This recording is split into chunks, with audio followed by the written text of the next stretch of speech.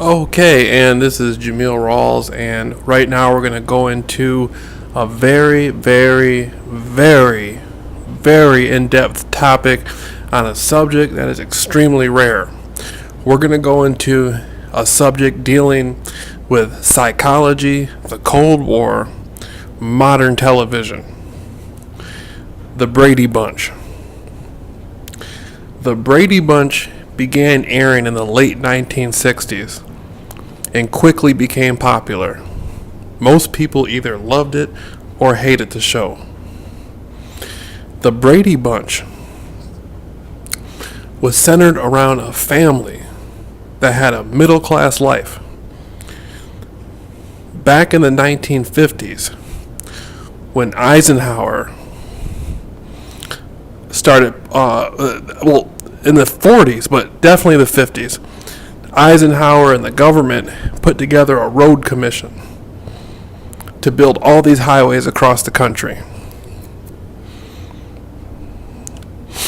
That's when the suburban middle class life exploded.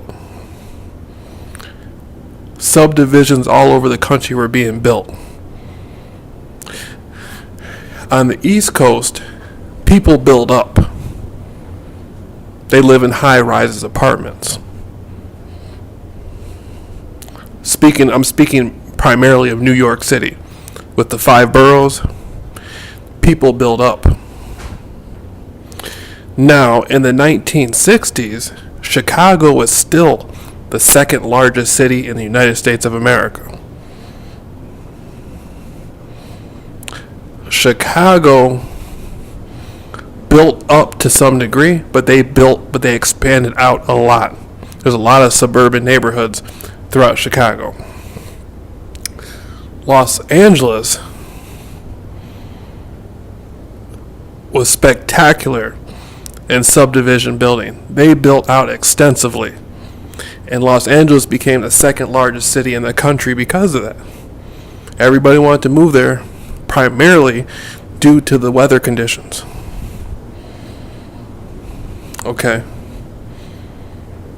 Now, looking at the Brady Bunch, they are a product. The show of the Brady Bunch is a product of the lifestyle of the 1950s. It's a late 1960s show, but it's a product, the Brady Bunch is a product of the 1950s.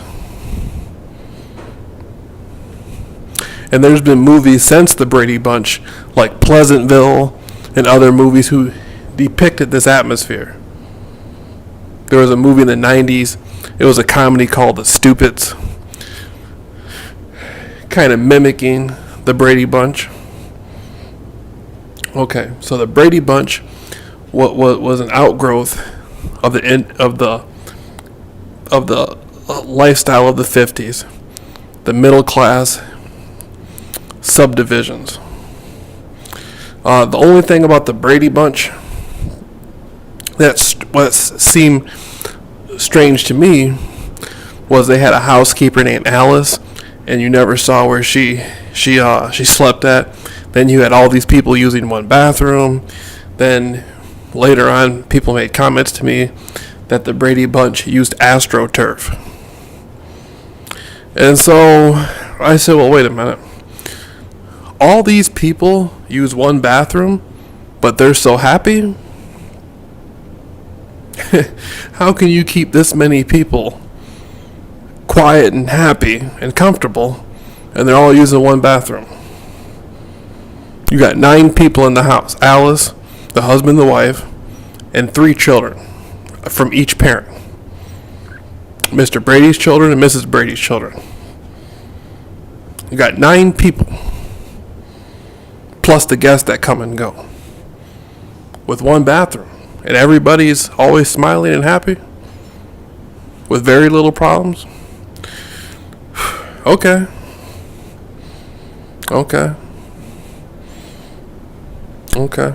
And at that time, you had the Cold War running. The Cold War was in full swing. In the late 1940s, you still had non-aligned countries A non-aligned country was a country that was neither politically or economically backed by the Soviets or the capitalist. Officially. So I guess you could say a country could claim to be non-aligned, but still be,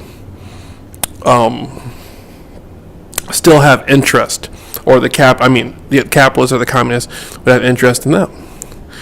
But in the late 40s, okay, you had primarily had a lot of non-aligned countries. In the 70s, you saw the Soviets going into Angola. You saw the Americans going into Angola. The Cubans showed up in Angola. So the Angola wars were reflective of the East versus West conflict. Their personal interest in primarily the third world countries. Television was major in the 60s. And you got to remember, this 60s was the era of the Cuban Missile Crisis, when your next door neighbor country could be becoming communist.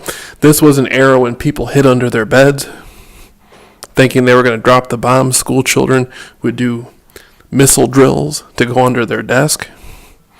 A lot of Americans built bomb shelters in their houses. There's people still buying houses in today's world, discovering bomb shelters underneath the house.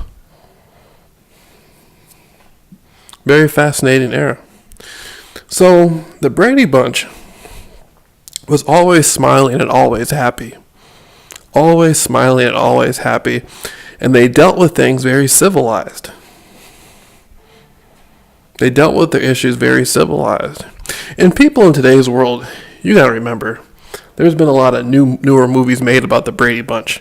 I remember back in the 90s, I saw, you had the Brady movies and the Brady sequel.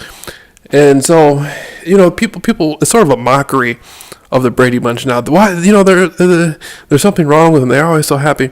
Well, again, that was the Cold War. And they were using the Brady Bunch as a televised model of the utopia of capitalism, the fruits of capitalism. How the mother works, the father works, they have a maid.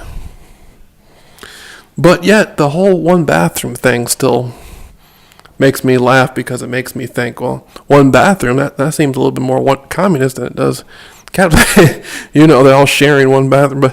But realistically though, that's why they were always smiling and happy. This was a capitalistic model to show the world how great it was to have American ideals.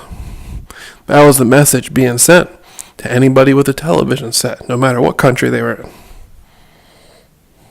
So you can say the Brady Bunch was a Cold War operation. And it's a wonderful show. Wonderful show. And within the show, there's a lot of things I could point out and go into. This is a metaphysical breakdown of the Brady Bunch. Okay. And let me know what you think. Let me know what you think. And you got to remember, this isn't, cable TV. People got to remember, back at that time, television went off at 11 o'clock at night. Back in the late 60s, television, you didn't have satellite TV. In 1969, you didn't have satellite TV. Television, you didn't have cable satellite TV, Star on Demand. You got to look at it realistically. That wasn't an age where you could just flip through 300 channels, or order on pay-per-view, or get a movie on demand. You couldn't go to Blockbuster and just get a DVD or a VHS. This was an era when what was on television was what was on television. Either you're going to watch the Brady Bunch, or watch another, watch the mainstream news, or watch the Partridge Family, or I Love Lucy. Later on in the 70s, There were good shows that came in. What's Happening with Fred Berry was another good show. Freddie Stubbs, right? That was a good show. What's Happening? But you got to think, people were limited at that time. Either this is what you're going to watch or it's not what you're going to watch.